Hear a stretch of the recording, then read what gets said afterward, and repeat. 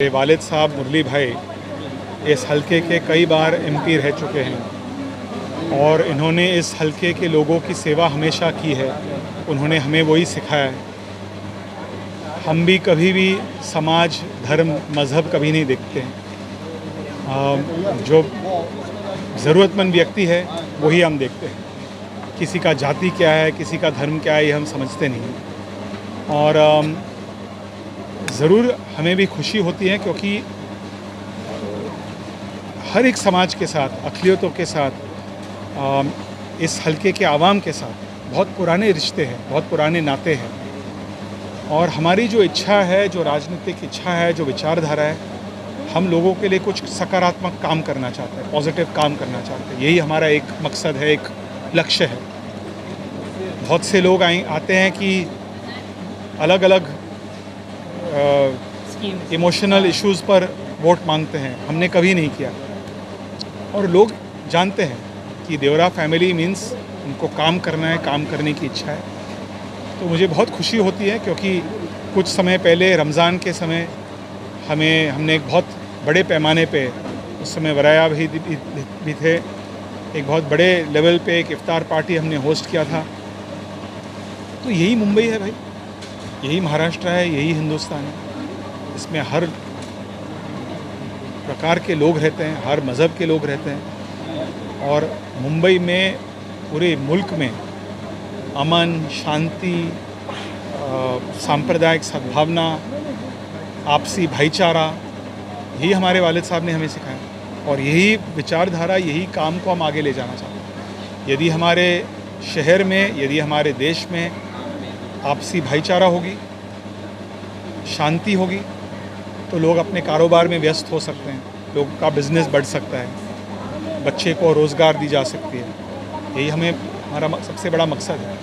और मेरा मानना है, ये मेरा पर्सनल मानना है, यही सबसे बड़ा धर्म है, सबसे बड़ा मज़हब है। लोगों, जो गांधी जी ने कहा, हमें सिखाया था महात्मा गांधी जी ने, मेरे वालिद साहब हमेशा कोट करते थे कि असली राजनीति, असली सियासत वही है जो सबसे गरीब, सबसे ज़रूरतमंद इंसानों के आंखों के आंसू पोंछे। उसी राजनीति और उसी प्रकार से हम समाज सेवा करते आए हुए हैं और उसी प्रकार से भविष्य में भी हम अवश्य करेंगे। माइनॉरिटी जिस तरह से असमंजस में है कि माइनॉरिटी जाए तो जाए किधर जाए? देखिए, मैं माइनॉरिटी, मेजॉरिटी, मुंबई के लोग बहुत समझदार हैं और ख़ास करके दक्षिण मुंबई के मतदाता बहुत ही समझदार हैं।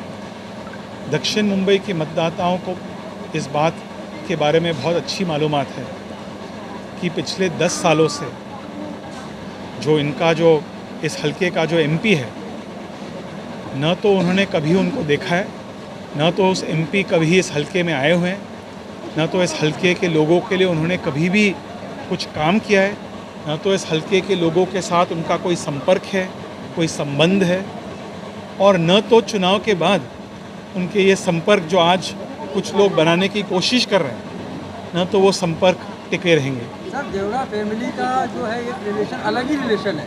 और हमारा जो रिलेशन है, चाहे वो इंडिया अलायंस हो, चाहे महायुति हो, देखिए, मैं 48 सीटों में किसी एक ने भी मुस्लिम कैंडिडेट को टिकट नहीं दिया। देखिए, मैं इतना ही कहूँगा कि जो पार्टियाँ कहते हैं कि हम माइनॉरिटी की बात करते रहते हैं, ये बात सही है कि ऐसे बहुत अच्छे लोग हैं हमारे मुंबई में, महाराष्ट्र में, चाहे वे किसी भी पार्टी के हो, जो जनता की खिदमत कर सकते हैं, उनका नुमाइंदगी कर सकते हैं। अवश्य उनको मिलना चाहिए। बहुत अफसोस की बात है, मेरे खिलाफ भी नाइंसाफ़ी हुआ है, मैं उस बात पर नहीं आना चाहता हूँ। लेकिन जब बम्बई में, महाराष्ट्र में कांग्रेस पार्टी के पास बहुत अच्छे मुस्लिम नेता थे, उन्हें यूपी से किसी नेता को इंपोर्ट करके उनको राज्यसभा में भेजना पड़ा। क्या बम्बई में ऐसे अच्छे लोग नहीं हैं जो महाराष्ट्र के लोगों की खिदमत कर सकते हैं? आज जिन लोगों को इंपोर्ट किया गया है, उनका क्या योगदान है मुंबई और महाराष्ट्र में रहने वाले लोगों के लिए? क्या योगदान? तो इन चीज़ों पर मैं नहीं जाना चाहता हूँ, ये सियासी बातें हैं। मेरे जो संबंध है वे पर्सनल संबंध है, व्यक्तिगत संबंध है, और उन व्यक्तिगत संबंधों को मैं अधिक मजबूत बनाना चाहता हूँ। आज मेरा खुशकिस्मती है, मैं बहुत खुश हूँ कि मैं एक राज्यसभा का एमपी हूँ। राज्यसभा को क्या कहते हैं, हाउस ऑफ एल्डर्स, बुजुर्गों का सदन। लेकिन सर थोड़ा सा बाल सफ़ेद हुआ होगा। कि आपको लोकसभा संसद के रूप में देखना चाहते हैं। देखिए, लोग देखना चाहते हैं, यदि पार्टियां देखना चाहते हैं, यदि लोगों ने तय किया कि वे मुझे संसद में, लोकसभा में भेजना चाहते हैं, तो मेरे लिए बहुत बड़ी खुशकिस्मती की बात होगी। लेकिन मैं आज ऑलरेडी राज्यसभा में हूँ, मैं ऑलरेडी एक सांसद हूँ, तो मेरे लायक जो भी काम होगा इस हलके के लोगों के लिए, ज़रूरतमंदों के लिए। इस हलके में बहुत सारे समस्याएं हैं, तालीम, स्वास्थ्य एक बहुत बड़े मुद्दे हैं, लेकिन बहुत सारे जर्जर इमारतें हैं। क्लस्टर रीडेवलपमेंट की बहुत डिमांड है, उसमें सभी लोगों को साथ में लाकर रीडेवलपमेंट करना, लोगों को परमानेंट बेसिस पर घर देना, जो किराएदार है उनको परमानेंट घर देना, यही मेरे वालिद साहब का बहुत बड़ा एक सियासत का एक आधार था। हमेशा भाड़ेकरू और किराएदार, टेनेंट्स, उन्होंने हमेशा उनके लिए संघर्ष किया। तो ये काम हम आगे ले जाना चाहते हैं, लोगों को घर दिलवाना चाहते हैं, लोगों के हाथों को मजबूत करवाना चाहते हैं। और ये जो रिश्ता है देवरा परिवार का, जो और आवाम के साथ जो पुराने संबंध है, उन संबंधों को हम अधिक मजबूत करते रहेंगे। सर, मेरा एक सवाल है, काफ़ी बेरोज़गार बच्चे हैं जो पढ़े लिखे हैं लेकिन उन्हें नौकरी नहीं मिलती, उस बारे में आप क्या कहें? देखिए, रोज़गार जो है, आप एक पॉइंट सही कह रहे हैं, लेकिन सबसे ज़रूरी बात है कि तालीम, किस प्रकार की तालीम होती है, उस पर भी हमें ध्यान देना होगा जी। और तालीम के बारे में मेरा कुछ तजुर्बा है, क्योंकि मैं जब सियासत में आने के पहले भी एजुकेशन को आगे लेकर हमने सामाजिक काम किया। इस हलके में बहुत सारे स्कूल्स हैं, गवर्नमेंट एडेड स्कूल्स, जिनको महाराष्ट्र सरकार एड देती है। सबसे अच्छा स्कूल मुझे आज भी याद आती है कमोल जाफर स्कूल, एक उर्दू मीडियम स्कूल है, आज भी है। एक शहनाज मैडम उस स्कूल की प्रिंसिपल हुआ करती थी। हमारे फादर के साथ बहुत गहरा लगाव था और उस स्कूल से, ऐसे बहुत सारे स्कूल्स हैं, Urdu medium, Marathi medium, Hindi medium. उस समय कंप्यूटर की शिक्षा बहुत बड़ी चीज़ थी। आज की कंप्यूटर क्या है, आपके जेब में है कंप्यूटर। उस समय के computer desktop, monitor, keyboard, mouse, CPU, सब वही चलते थे। उस समय IT सिलेबस में IT सब्जेक्ट था, लेकिन स्कूलों के पास पैसे नहीं थी ब्लैक बोर्ड के लिए। मैंने ऐसे स्कूल देखे, उन स्कूलों में जाकर IT का इंफ्रास्ट्रक्चर तैयार कर। तो यही काम हम करना चाहते हैं, तालीम, अच्छा तालीम लोगों को देना चाहते हैं। और मैं केवल आपके माध्यम से, आपके ज़रिए से लोगों तक ये मैसेज पहुंचाना चाहता हूं, एक मैसेज कि देवरा फैमिली आपके साथ अतीत में रहा है, भविष्य में भी रहेगा। और दूसरी बात जो है, कुछ लोग आकर जज्बाती बातें कर वोट मांगने की कोशिश करेंगे।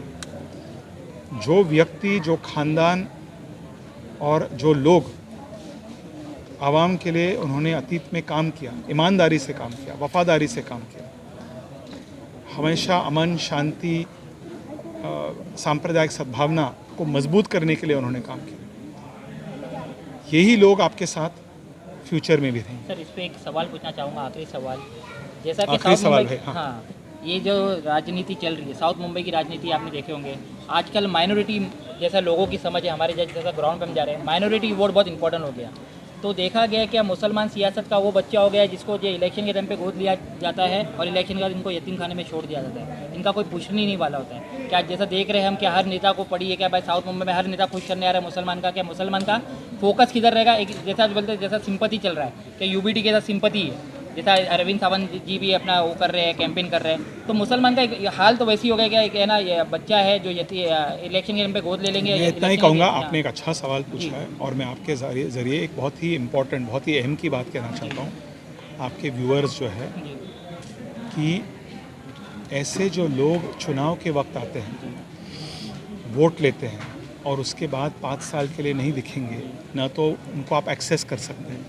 कुछ लोग ऐसे हैं जो आज आवाम के सामने आकर वोट मांगेंगे, लेकिन वो कहाँ बैठते हैं, उनका ऑफिस कहाँ है, कहाँ रहते हैं, आवाम को पता ही नहीं। तो आप वोट उनको दोगे, तो जब काम की बात आती है कि हमारी बिल्डिंग में कुछ समस्या है, हमारी बिल्डिंग में पानी नहीं है, हमारी बिल्डिंग की रीडेवलपमेंट की सवाल है, कुछ दंगे फसाद हो रहे हैं, हमें किसी से मिलना है, आप कैसे कांटेक्ट करोगे उन लोगों को? इसलिए जो रिलायबल लोग हैं, जो वफादार लोग हैं, जो प्रामाणिक लोग हैं, प्रामाणिक जो रिलायबल है, जिनको पिछले 20 साल 30 साल 40 साल से देखा है, ऐसे लोगों के साथ मिलकर उन नेताओं, उन कार्यकर्ताओं के साथ, चाहे वे किसी भी पार्टी के हो, मैं किसी पार्टी का नाम नहीं ले रहा, किसी भी पार्टी के हो, उनके साथ जुड़कर लोगों को काम करना चाहिए। यही मैं एक संदेश देना चाहता हूँ, क्योंकि बहुत बड़ी अफसोस की बात होगी यदि लोगों ने किसी एक व्यक्ति को वोट दिया और 5 साल के लिए नहीं दिखा उन्हें, और पिछले 10 सालों के लिए लोगों को पता नहीं है कि एमपी कौन है, इस हलके के एमपी कौन है। आज एमपी जो है, लोगों ने कभी उनका शक्ल नहीं देखा है, उन ऑफिस कहाँ है लोगों को मालूम नहीं है, उनके यहाँ तक यदि किसी को पहुँचना है तो किसके ज़रिए उनको पहुँचना चाहिए लोगों को पता नहीं है। तो ऐसे लोग कैसे काम करेंगे? जिन लोगों ने आवाम के बारे में, मुझे ये नहीं कहना चाहिए था लेकिन आज मुझे कहना पड़ेगा, जिन लोगों ने आवाम के बारे में, अक़लियतों के बारे में, कौम के बारे में कैसे निंदनीय भाषण दिए, वो भी ध्यान में रखकर उनका स्वभाव क्या है, उनका चरित्र क्या है, उनका असली विचारधारा क्या है। इसलिए कैंडिडेट कौन है, कैंडिडेट मैं मानता हूँ कि पार्टी से ज़्यादा महत्वपूर्ण है, ज़्यादा इम्पोर्टेंट है। कैंडिडेट की विचारधारा क्या है, कैंडिडेट क्या एक सेक्युलर व्यक्ति है, क्या सेक्युलरिज्म में, धर्मनिरपेक्षता में विश्वास करता है, कि वो बहुत इम्पोर्टेंट है। पर यहाँ का कैंडिडेट अभी तक सर लोगों को ये नहीं पता है कि किसके लिए होगा ना भाई, हाँ। होगा, आपका इरादा क्या है सर? वैसे लोग नहीं, हमारा इरादा देखिए, हम एमपी है, आप तो अभी सिटिंग हम MP चाहते हैं already एमपी हो ना हो, हमारा जो काम है, जैसे मैंने कहा, साउथ मुंबई हमारा कर्मभूमि है। आप मुझे राज्यसभा भेजिए, आप मुझे लोकसभा भेजिए, आप कहीं और से लोकसभा भेजिए, साउथ मुंबई अपना जन्मभूमि तो है ही, तो स्वाभाविक है कि साउथ मुंबई के जनता के लिए हम काम करते रहेंगे। क्या संदेश देंगे साउथ मुंबई के लोगों को आप? मैंने जो संदेश मैंने दिया, मैंने ऑलरेडी दे दिया है। संदेश में यही दूंगा कि बहुत सावधानी से लोगों को अपना नुमाइंदगी चुनना चाहिए।